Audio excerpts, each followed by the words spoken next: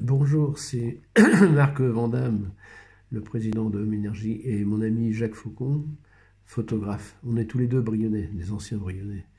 Donc on a 69, moi j'ai 69 et toi tu as 76. Donc on a beaucoup de recul sur l'évolution de la société, puis dans notre région. Alors on va parler ce soir, on est à 7 h, il est 23 h là. On est près du Bec et Loin, un lieu hautement spirituel. On va faire une petite vidéo sur le chômage, misère, délinquance, trafic de drogue, terrorisme.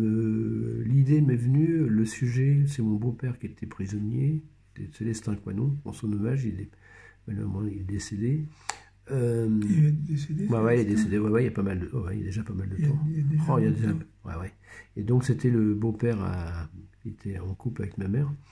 Et il m'avait attiré l'attention sur il m'a dit chômage, misère, délinquance, quand il y a eu, dès qu'on a eu avec l'Europe, Maastricht, tout ça, il n'était pas pour Maastricht. Il m'a dit, quand il y a le chômage, misère, ça amène de la délinquance.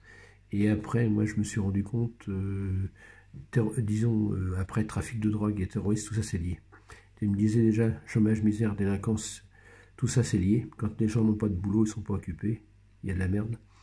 Et moi, je confirme, parce qu'après, quand il m'avait dit, bon, déjà, il voyait ça très mal, qu'on est passé à Maastricht. Il faut se rappeler que Maastricht, quand on a voté pour Maastricht, juste après, il y a eu 700 000 chômeurs de plus d'un coup, au mois de décembre. Même, je me rappelle, Mitterrand, dès l'année noire du chômage, il a voulu voter pour l'Europe. Les boîtes fermées, il y avait plein de boîtes confirmées, ça fait un choc. Comme quoi, l'Europe, ça prouve bien que ça mène pas que du bon, hein, ça menait beaucoup de misère. Alors après, donc, quand il y a beaucoup de chômage, donc les gens, quand ils n'ont plus assez de vivre, ça mène du désordre. Alors moi, je peux témoigner après, parce qu'après, il m'avait dit ça, puis moi, mon expérience personnelle. En 2010, j'étais confronté à des trafiquants de drogue. C'est suite à la crise, voilà, quand il y a eu la crise de 2008, crise financière, d'ailleurs qu'on oublie de la crise financière de 2008, on croit que ça vient d'Europe, mais en réalité on a payé la faillite des États-Unis, ils étaient en faillite, ils n'ont pas payé leurs dettes, il y avait Madoff, tout ça. On oublie de dire que la crise financière qu'il y a eu en 2008, c'est à cause des Américains, qui étaient surendettés, ils avaient acheté des maisons qu'ils ne pouvaient plus payer, le marché immobilier, les mêmes. Donc, alors après, nous, la conséquence, c'est que nous, on a comme les amortisseurs sociaux, on l'a senti qu'en 2010. Alors, à partir de 2010, il y a eu beaucoup de chômage, beaucoup de désordre, et puis Sarkozy qui a fermé les tribunaux, il avait réduit la police, la justice. Alors moi, par exemple, en 2010, je me rappelle, je vais voir mon fils à Toulouse, ça faisait 15 ans que je n'avais pas voyagé, là. Depuis, ça se passe bien, je reviens chez moi, et au mois de décembre, je vais faire mes courses, et puis j'avais vu qu'il y avait un peu de désordre dans mon quartier. C'est un petit village, 1250 habitants, Lioré, pour être précis. Je voyais qu'il y avait un peu de désordre, et puis je me baladais avec mon chien, j'ai dit tiens, je vais voir ce qui se passe dans le quartier. Il y avait un cul. Et puis, je ne m'étais pas rendu compte, il y avait donc des trafiquants de drogue qui étaient arrivés. Alors je peux dire là, c'était pas des étrangers, hein, c'était des Français, des purs Français. Jacques, mets-toi bien dans le cadre, pour toi. C'était des... donc il était de Cormeilles, le gars, looping. Alors, ils m'ont pris en grippe parce que je me suis baladé avec le chien, ça leur a pas plu, je me rendais pas compte qu'on n'avait jamais eu de trafic de drogue dans mon village. Justement, quand il y a eu cette crise de 2008, en 2010, ça nous a amené des Parisiens, des délinquants aussi. Et alors, donc, ils m'ont... un soir, je rentre, j'avais mes courses dans la voiture, j'avais envie de faire pipi, je me dépêche d'aller... Puis le chien qui m'attendait, qui voulait aussi... je laisse les clés, ma voiture tourner parce que je rechargeais les batteries, moi je fais des expériences. Hein. Je travaille sur la maison autonome, l'allié entre la voiture et la maison, tout ça, je recharge les batteries en roulant, j'ai des convertisseurs, tout ça. Et je vais sortir de ma voiture pour recharger la batterie, parce que comme j'avais une batterie pour alimenter l'éclairage dans le garage, et les gars, ils me sautent dans la voiture, ils me volent la voiture. Alors j'appelle la gendarmerie tout de suite. Ils m'ont dit dommage que vous n'ayez pas de deuxième portable dans la voiture, sinon on aurait pu les retrouver, un traçage. Et ça s'est passé peut-être le vendredi ou le samedi. Et le dimanche, ils ont retrouvé la voiture. Donc ils ont brûlé la voiture, parce qu'apparemment ça ne leur plaisait pas. Alors les gars ont été arrêtés après. ils ont été en comparution immédiate. Alors, comme le tribunal venait de fermer à Bernay, ils n'ont pas vu la comparution immédiate, ça n'a pas marché. Alors, ça a été différé. Donc, ils sont passés. Alors après, parce que les gendarmes les ont retrouvés avec des différents témoignages, et puis ils avaient des pistes. Alors là, justement, quand il y avait ces gars dans le quartier, il y avait pratiquement tous les jours, ils venaient les gendarmes, ils en avaient marre d'ailleurs. Alors je peux vous expliquer le problème, parce que quand on voit les banlieues, les crimes, tout ça, tout ce qui se passe actuellement, mais moi je sais ce qui est... Alors justement, c'est aussi ce que je vais faire, mon témoignage, ça peut s'adresser aux hommes politiques, parce que justement, on n'aborde pas le sujet dans la globalité.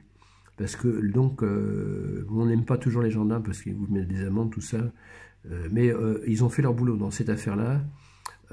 Ils ont fait le maximum, ils venaient souvent.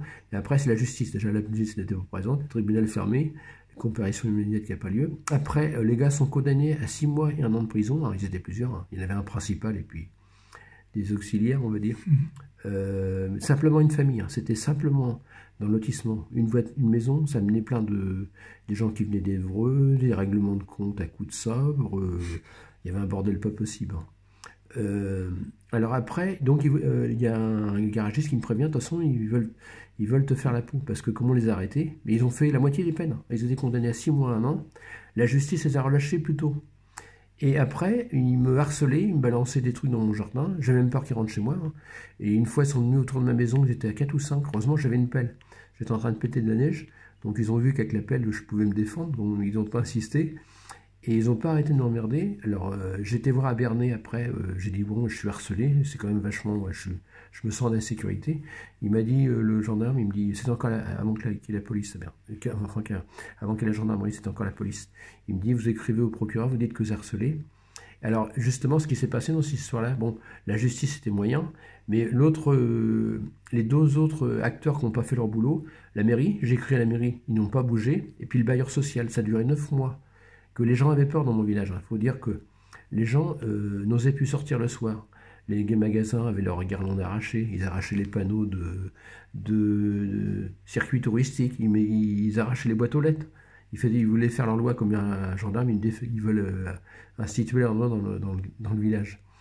Et le bailleur social, il a mis 9 mois il ne faisait rien. Les gendarmes me disent, j'étais en colère, les gendarmes me disent, nous on fait notre boulot, mais eux ils empochent l'argent, ils ne font rien. Alors donc vous voyez dans les cités actuellement, c'est comme quand vous avez des rats, moi j'ai des rats dans le garage, je vois qu'il y a des nuisibles dans mon garage, je fais venir des chats pour évacuer les nuisibles. Alors quand dans une cité vous avez des délinquants, vous savez qui c'est, parce que les gendarmes ils sont fichés. Tant qu'on ne les évacue pas, ça va continuer. Donc il faut la chaîne, les problèmes qui ne vont pas, les problèmes d'insécurité. Les gendarmes ou les polices, on les critique, mais ils font leur boulot. Mais c'est la justice. Ils relâchent les gars, ou les maisons psychiatriques aussi, hein, les centres psychiatriques parfois. Le gars est dangereux. On sait qui c'est. Et les bailleurs sociaux les maintiennent. Il faut qu'ils soient expulsés. Vous avez des rats dans votre immeuble, on ne va pas les laisser. Mais c'est pareil. Moi j'ai des rats dans mon garage, j'envoie des chats, je laisse la porte ouverte pour que les chats viennent faire un tour. Je ne mets pas de nourriture pour les attirer. J'enlève tout ce qui peut les attirer. C'est comme un écosystème. C'est comme, hein. Donc, les bailleurs sociaux.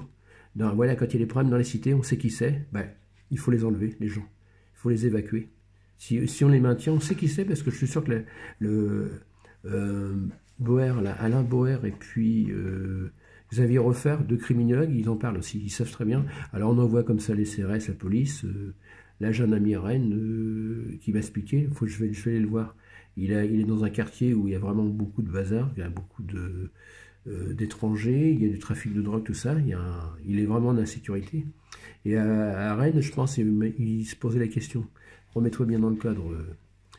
Il se pose la question, comment ça se fait qu'à Rennes, je pense que c'est le TGV. C'est le TGV, ils sont connectés avec Paris, ils récupèrent des cas de Paris, quoi, la délinquance de Paris.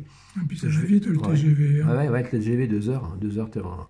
Donc oui, donc là je m'adresse aux politiques et puis aussi les juges, les gens qui font de la justice, qui fassent leur boulot, et puis aussi parfois quand il y a des gens déséquilibrés psychiatriques, donc et puis les bailleurs sociaux. Les bailleurs sociaux qui logent des gens qui sont des dangereux, qui foutent le bazar dans une cité. Si on enlève les gens nuisibles, la situation se rétablit. Hein. Et puis, alors on parle souvent de refaire des prisons, mais moi je pense que c'est pas forcément faire des prisons, c'est de faire par exemple des centres de rééducation. On peut copier le modèle japonais, tiens, par exemple. Hein, même Carlos Ghosn, il a expérimenté là, de rééduquer les gens, par exemple, aussi, quand on est en prison, parce que sinon c'est l'école du crime et de la délinquance, en fin de compte, c'est une entreprise unie, et ben, d'avoir des ateliers où les gens apprennent des choses. Il y a des gens qui apprennent qui se forment, qui travaillent, un atelier, les gens s'occupent, au lieu de dialoguer sur sur le piratage, la délinquance, ouais, parce que là, c'est pas de refaire des prisons, c'est de centres de rééducation, quoi.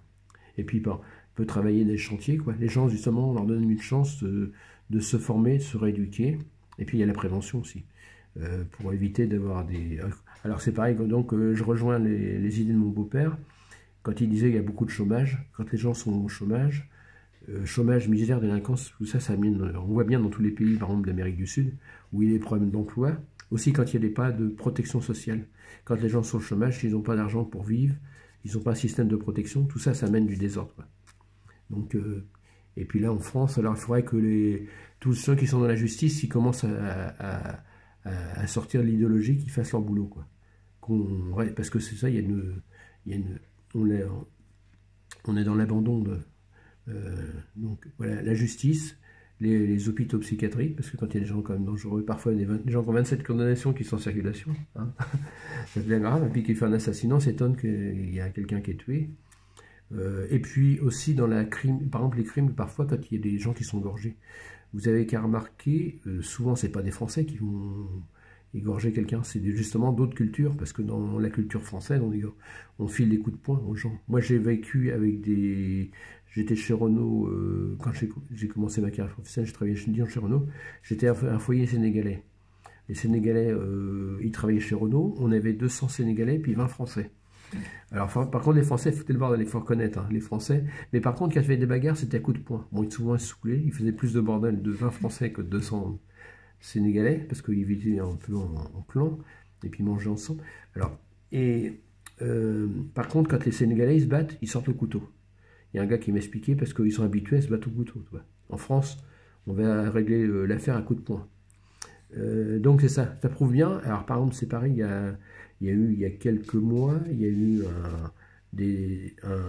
un vendeur de chez Bouygues qui a été égorgé, puis d'autres blessés à coups de poing, à coups de couteau. Mais j'ai regardé, justement, c'était un Africain, c'était, je sais plus quel prix.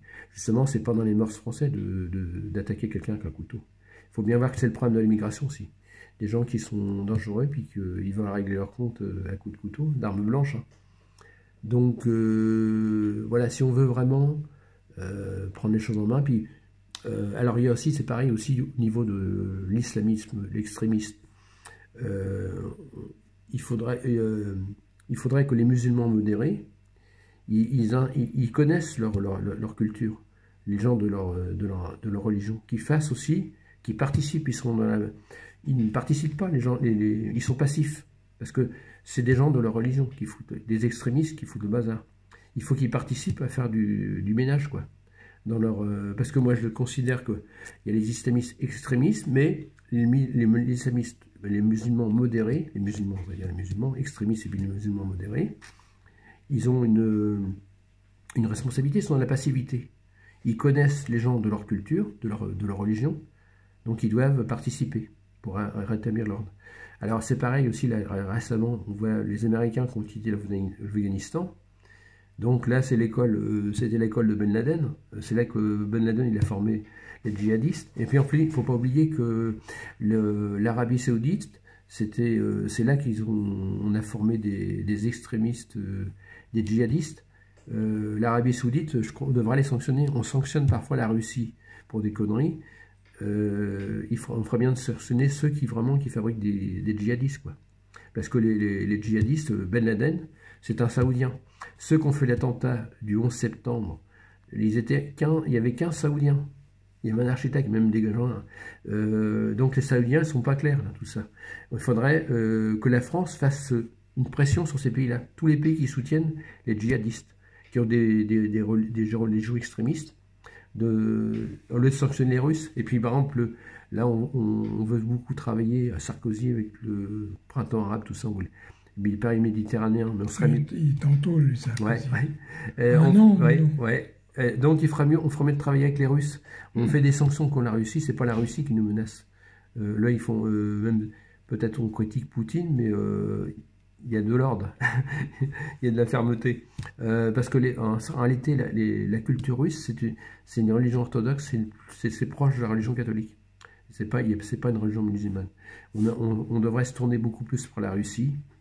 On est toujours vers les Américains, qui a du bon et du mauvais, hein, les Américains. À part le débarquement, mais depuis le Vietnam, c'est pas terrible. Hein.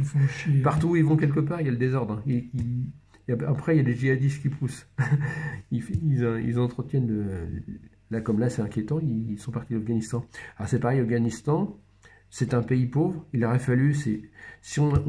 parce qu'on achète plus facilement une mitraillette qu'une baguette, quoi, là-bas, ou un pistolet. Il y a une misère. Si ils avaient réussi à créer de la richesse de l'agriculture, les gens, ils seraient occupés, ils créeraient de la richesse, ils ne seraient pas envie de se battre. Parce que quand il y a de la pauvreté, de la misère, bon, ils cultivent je sais pas, des plantes pour faire de la drogue, quoi. C'est ça, en Afghanistan. Et puis, il y a aussi l'Afghanistan, il y a la proximité du Pakistan. Parce que le Pakistan, c'est un pays musulman. En réalité, le Pakistan, il vient de l'Inde. Séparé de l'Inde. Avant, ça faisait partie. Quand les Anglais sont partis, ils ont séparé le territoire en trois. Il y a le Bangladesh, l'Inde et puis le Pakistan. Et le Pakistan, il y a beaucoup d'islamistes. Parce que même Ben Laden, il ne faut pas oublier qu'il était réfugié au Pakistan, donc ils sont un peu troubles. Il faudrait les mettre en ordre. Le Pakistan, leur donner, mettre les points sur les i. Donc il y a tout le monde qui fait un peu le bazar, quoi. Et moi je pense que par exemple la France dans l'avenir devrait beaucoup se tourner vers la Russie plutôt que l'Amérique. Parce que l'Amérique, ils amènent du désordre. Hein. Partout où ils sont passés... Après, le terrorisme... C'est le bordel. Ouais, c'est le bordel, hein, ils ne savent pas. Parce que c'est pas que de donner des dollars. Ils ont donné beaucoup d'argent. Ce qui s'est passé en Afghanistan, ouais. Ils sont partis. Ouais.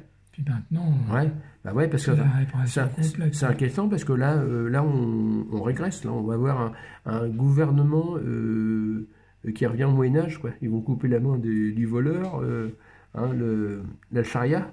Donc le monde n'évolue pas actuellement avec ça. Une mauvaise nouvelle. Et puis les pays occidentaux, bon, en dehors de l'Amérique, mais les pays occidentaux, on n'a pas fait notre boulot, parce que quand même, là, c'est là que Ben Laden a développé sa centre de formation, et là, c'est quand même vachement dangereux. On n'a pas vu, en 20 ans, on n'a pas été capable de créer de la richesse dans ce pays-là. C'est un exemple pour vous créer, par exemple, l'histoire de... Par exemple, quand il y a les zones montagneuses, parce qu'il y a un versant qui est souvent ensoleillé, par exemple, si on broie la pierre, on fait du sable, on peut planter des plantes.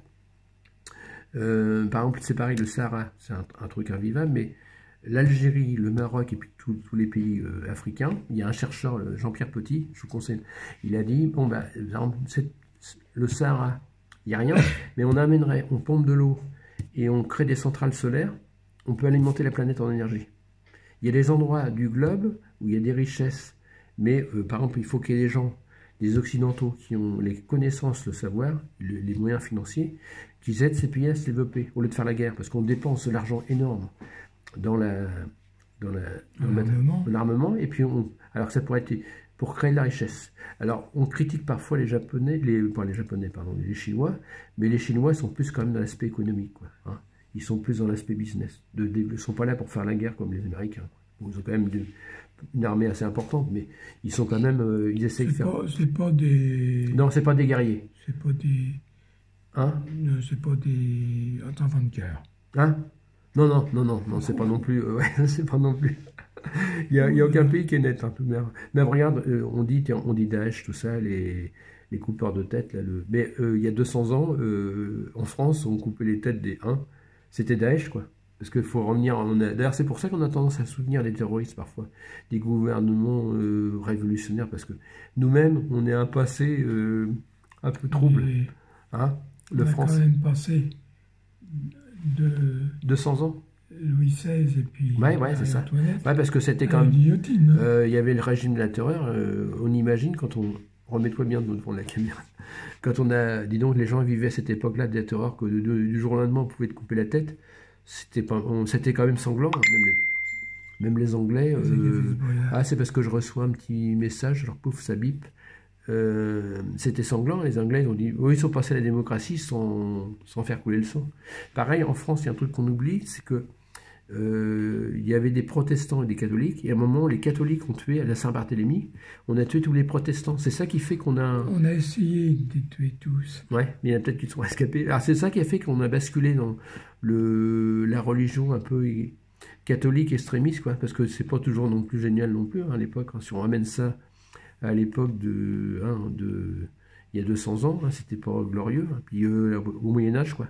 Il y a, je sais pas quelle époque ça s'est passé, la Saint-Barthélemy. Hein. On a tué plein de protestants. En somme, parce que les protestants sont un peu plus modernes. Alors c'est pour ça qu'on a tendance à soutenir... Encore un message. Ouais, c'est peut-être encore un message que j'ai reçu. Parce que ouais, j'ai oublié de le déconnecter. Il est resté connecté au réseau 4G. Il a fallu que je le déconnecte pour pas voir les messages qui arrivent. Donc, vous voyez, pour résumer, donc, il faut voir le problème d'insécurité dans les banlieues. Il y a le problème de l'emploi, le chômage, misère, et puis ce problème des bailleurs sociaux. Quand on n'aborde jamais, j'entends personne parler de la responsabilité des bailleurs sociaux. On entretient des gens qui sont qui prolifèrent, quoi, hein. On maintient les rats dans la cité, hein. Donc il faut dératiser. Encore un message qui arrive. Ah ouais, encore un autre bip. Ah c'est l'autre portable, parce qu'il sert de console. C'est l'autre qui reçoit un message. Ouais. C'est pas grave, ça fait petite musique. Donc tu avais quelque chose à rajouter? Que dalle. Alors et puis à Brionne, tu m'as trouvé que le déclin de la ville de Brionne, donc on est tous les deux originaires de Brionne, c'est une petite ville en Normandie, près du Bec-et-Loing. Pour si par exemple les gens ne connaissent pas Brionne, c'était un haut lieu spirituel qui a été créé pendant la bataille d'Hastings, pendant la guerre avec les Anglais, car c'était pas très... remets-toi bien dans le cadre. Oh merde. Ouais, pour revenir à ce que je sais plus ce que je voulais dire sur le...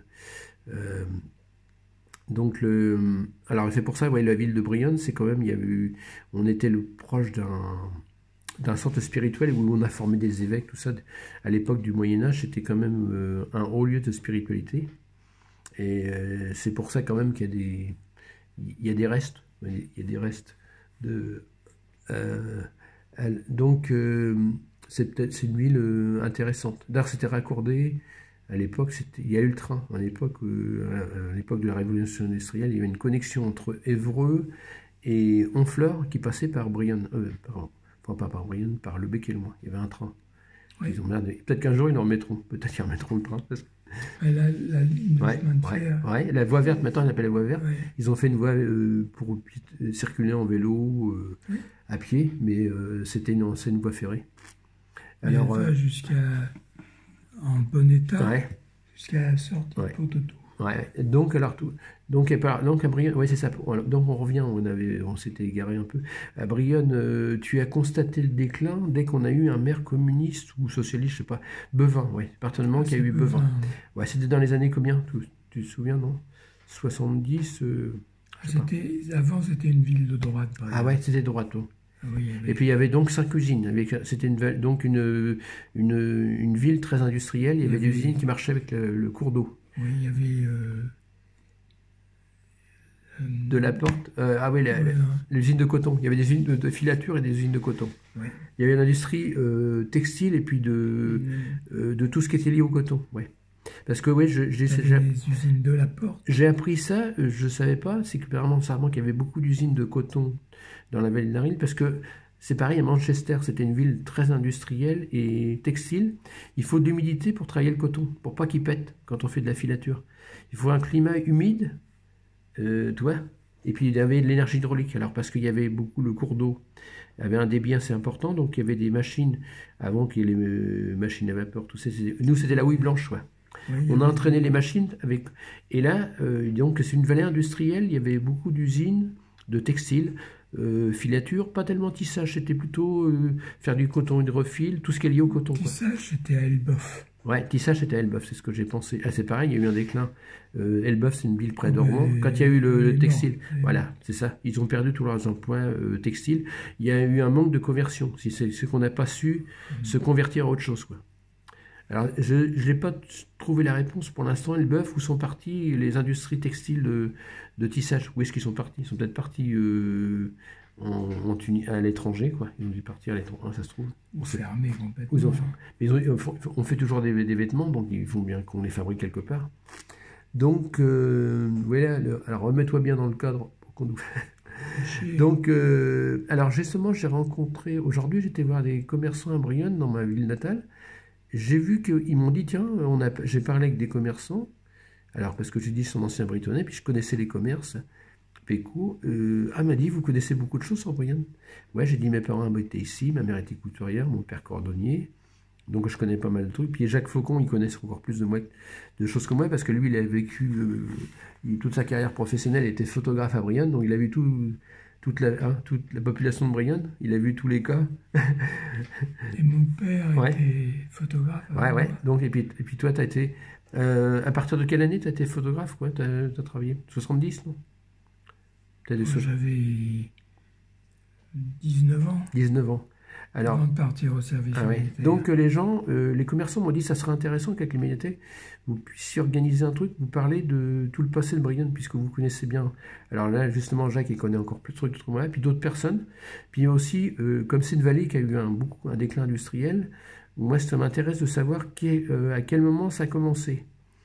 Alors, moi, personnellement, déjà par ma recherche que j'ai fait actuellement, moi, j'ai constaté qu'à partir des années 65, la vallée de l'Arille jusqu'à Potonneux, il y a eu c'était sous De Gaulle quand même. Alors, je ne sais pas si c'est De Gaulle ou les ministres, il y a eu des décisions politiques qui ont défavorisé la vallée de l'Arille, une vallée, pour favoriser plutôt la vallée de la Seine. On a fait une autoroute Paris-Rouen, Caen, alors qu'il y avait une route qui allait d'Évreux jusqu'à Lisieux, Cherbourg. Et tu avais un projet d'autoroute. Oui. Qui devait passer dans la vallée de l'Arille. Oui. Pour aller jusqu'à... Deauville-Trouville. Oui. Ah oui, c'est peut-être la Nationale 13 qui est élargie. Et c'est un mec de... Mets-toi bien dans le cadre. Ah ouais, et... C'est un gars... Comment il s'appelait? Bon, ça va peut-être revenir. En tout cas, je tiens. Je ne voulais pas voir de pont d'autoroute. Ah, Piccoli. Ah ouais, il y a un artiste qui a été voir Mitterrand. Alors oui, il y a aussi une chose, c'est que la Nationale 13, qui a été déclassée maintenant, ça n'est plus, je sais plus, 813, je ne sais plus, avec de Villepin, il l'a déclassée. Alors cette nationale, elle partait de Paris, elle passait à Évreux, Lisieux, et Saint-Lô et Cherbourg. Alors la meilleure, c'est que quand vous allez de Saint-Lô à Cherbourg, c'est une 2 fois 2 voies 110 km/h, et puis de Paris jusqu'à par chez nous, dans le département de l'Eure, les Yvelines, le département de l'Eure et le Calvados, elle est à 2 voies ou 3 voies. Elle devrait être 3 fois, parce que c'est plus court. Cette route-là est plus courte pour aller à Deauville, Trouville. Et quand j'étais gamin, alors il y avait pas l'autoroute A13, les voitures y passaient par la Nationale 13, il y avait un trafic vachement important, derrière beaucoup d'accidents parce qu'il y avait des arbres, tout ça, et on aurait dû l'améliorer, on aurait pu faire une autoroute, et parce que maintenant, je peux, pour des politiques ou des décideurs, il faut savoir que Piccoli, il ne voulait pas l'autoroute. Alors c'est vrai que il y a l'autoroute A28, c'est différent parce que l'autoroute, en fait, tu dis, effectivement, Piccoli l'a fait dévier, mais cette autoroute, c'est Bayonne-Calais. Mais ça n'a jamais été abordé, c'est la Nationale 13 transformée en autoroute. Surtout qu'à travers la campagne du Neubourg, il y a 40 km de désert agricole, il y a la place pour l'élargir. Donc, je pense que ça a contribué au déclin. On a défavorisé la vallée industrielle de l'Arille, et puis la route, on a défavorisé cette route, on a tout ciblé sur la Seine, sur la vallée de la Seine. Je pense qu'il faudra étudier ça dans l'avenir. Moi, j'émets des hypothèses, j'ai pas les confirmations, mais moi, je sens qu'il y a... Alors, donc, c'est pareil, comme la nationale a été déclassée, on a favorisé le trafic vers la 13, donc il y a eu moins de passages, moins d'activités, les gens s'arrêtaient moins pour faire leurs courses, tout ça. ça a participé au déclin du département de l'Eure. Et même le Calvados, c'est pareil. Quand on arrive dans le Calvados, c'est le National 13, il y a des endroits, c'est pas l'hôtellerie, c'est pas terrible. Hein. C'est pas terrible. Hein. Alors que c'est une route, ça permet, parce que maintenant il y a un phénomène, c'est que la 13, il est saturé quand il y a beaucoup de trafic. Il y a beaucoup de gens qui partent de Paris. Il y a des bouchons à partir de Rouen jusqu'à pour l'évêque, tout ça, ça bouchonne. Donc ça prouve bien qu'il est saturé. Donc il faudrait un autre autoroute. Si un autre autoroute, la National 13, qui passe par Évreux, qui va donc les Lisieux, tout ça, et ça va délester. Et puis en plus, s'il y a un trafic important, on crée des éco-villages. Parce qu'on a créé des villages au Moyen-Âge, ou je sais pas, avant le Moyen-Âge, quand il y avait un puits, il y avait une ressource. Et là, maintenant, comme on sait faire des maisons autonomes, il y a la pluie, il y a l'énergie solaire, il y a le bois. Et on pourrait créer, sur le long, il y a un désert agricole. La route, elle traverse un désert. Sur 40 km, il n'y a que des champs, c'est monotone, il n'y a pas de végétation. On pourrait créer 2 ou 3 villages, ça fait des étapes, en plus pour recharger les voitures électriques. Parle-en voilà. Aux agriculteurs du plateau du Nebeau. Ils vont pas être d'accord, mais... Ah, mais sûrement pas. Hein. Et si on leur donne un peu d'argent, ça va les calmer. Ça va, parce qu'on va les reprendre de leur terre. Et alors, donc, en plus, cette route-là, elle serait élargie 2 fois 2 voies. Alors, on peut faire la voie, au centre, on peut mettre la végétation pour éviter que les voitures soient éblouies. Et de chaque côté, de la végétation. Parce que c'est monotone, c'est que des champs. Et même une rivière artificielle. On peut relier la rivière Thibouville à Évreux. Les Romains ont fait ça. À 200 ans après Jésus-Christ, ils avaient fait un aqueduc de 28 km. Donc 40 km, on saurait faire. Et puis, le pont du Gard. Non, ça c'est, je te parle à Évreux, Gisacum. Ça s'appelle Gisacum. Il y avait le vieil Évreux, il y avait une sorte c'était des cures thermales, un centre un peu... Et ils sont en train de travailler, je crois. Gisacum, tiens, il faudrait que j'aille voir ce qu'ils ont fait. Donc ils avaient créé un aqueduc de 28 km. Impressionnant, hein, 200 ans après Jésus-Christ. À Évreux, il y a encore des murs qui datent de 200 ans après Jésus-Christ, près de la CAF, Allée des Soupirs, je crois, ça s'appelle Allée des Soupirs. Donc, oui, parce que il y a tout le monde est dans les villes. Quand il y a un axe routier, déjà, il n'y a pas l'axe à créer, on l'améliore. Et si on a plus d'habitations au niveau économique, il y aura plus de richesse. Donc, un message pour Bruno Le Maire, qui est du département de l'Eure. Il était un homme politique dans l'Eure. Il pourrait, comme il est à Bercy. Il est toujours au gouvernement. Il est à Bercy. Alors tiens, et puis Hervé Morin.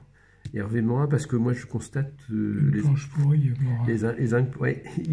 analysent pas la situation. Il y a des gens qui cherchent, on les écoute pas.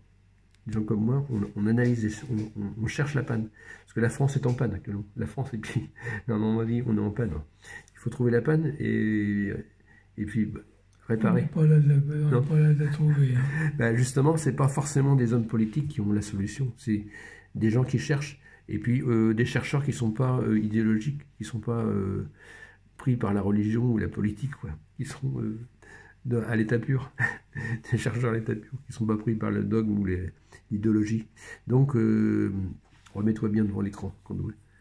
Après, la prochaine fois, il faudra qu'on recule un peu plus l'objectif. Donc... tu me l'as déjà déplacé, ma part. Ouais. Avant, je te l'ai déplacé. Donc là, alors on va voir si à Brionne ça intéresserait qu'on fasse une petite conférence. Et puis d'autres gens qui connaissent aussi Brionne, qui ont l'histoire de Brionne. C'est vrai qu'une ville qui a pas mal décliné. Mon tailleur était riche, my tailor is rich. Maintenant, my tailor is pauvre. Il est pauvre. Il y avait Fontaine normalement. Là j'ai connu un grand magasin de mode. Il y avait des costards. Peut-être que ma mère a travaillé pour lui. Elle faisait peut-être les ourlets, tout ça. Il y avait Ouais. J'étais bien ami avec la famille Fontaine. Ouais, tu les connaissais bien. Oui, je les connaissais très mets-toi bien. dans l'écran. Et alors? Ouais. Donc tu étais ami, comme tu étais commerçant. Le jour de mon mariage, ma belle-mère a dit, on va mettre Jacques Fontaine avec une cavalière qui était célibataire. Ils se sont mariés, mon vieux. Ouais. Ah, c'était toi? À mon mariage. Ah, d'accord. Donc, ouais, il y avait Fontaine, il y avait des grands magasins, il y avait beaucoup de. Alors, il y avait 3 garçons, Philippe, Jacques et Gérard. Philippe est décédé d'un cancer. Jacques trouve très bien en forme. Puis Gérard, il a fait des conneries. Ah oui. Et son père, qu'est-ce qu'il a encore fait comme conneries? Allez, je paie. Ah oui, d'accord. Et c'est vrai que donc par contre, c'était une population, comme tu m'avais dit, à Brionne, c'était une population majoritairement ouvrière, quoi. Ah oui. Il y avait quelques industriels, il y avait encore 5 usines, et puis beaucoup de. Et puis il y avait quand même beaucoup d'argent. D'ailleurs, mon beau-frère qui a travaillé à Société Générale, il était à Bernay, puis il venait souvent à Brionne. Il est devenu fondé de pouvoir à Reims, après, il a évolué. Il m'a dit il y a eu de la richesse à Brionne parce qu'il y avait des gros comptes. Il y a eu des industriels importants, quoi. Parce que même peut-être plus qu'à Bernay, parce que c'était la vallée de l'Arille, parce qu'il y avait une richesse en énergie hydraulique. Il y avait la fameuse l'Arille, ça faisait tourner beaucoup d'usines. Aussi bien il y avait l'eau pour par exemple laver le coton, puis aussi il y avait un débit important, donc elle pouvait faire tourner des turbines ou des moulins. Il y avait des moulins. Voilà. En somme, on n'avait pas les machines à vapeur, nous c'était la houille blanche. Dans le nord, c'était un peu similaire. Dans le nord, ils marchaient au charbon, et nous, on marchait à l'énergie hydraulique, quoi. On marchait avec l'Arille. Parce que c'est une rivière qui était fougueuse, qui a quand même beaucoup de débit. Elle n'a pas une. Tu connais Fontaine-la-Forêt? Ouais. T'as pas vu les étangs qu'il y a? Oui, oui.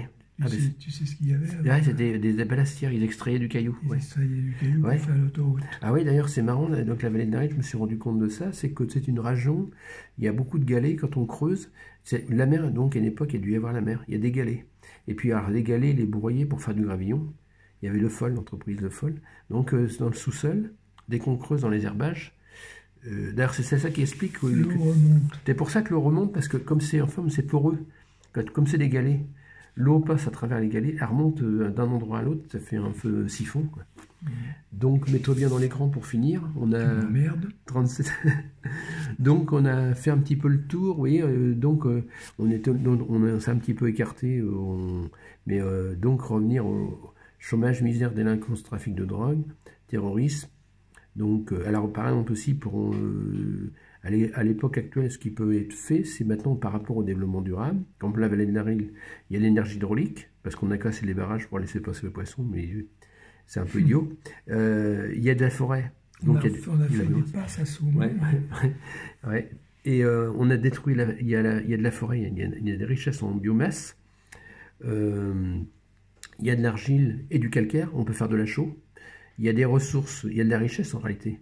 On peut refaire de la chaux. Moi, je travaille sur le béton égyptien. On pourrait fabriquer du béton égyptien. Se chauffer avec le bois. Il y a beaucoup de forêts. Parce que toute la vallée de l'Arille, comme il y a beaucoup d'eau, tout ça fait pousser il y a beaucoup de forêts. Il y a du calcaire pour faire de la chaux.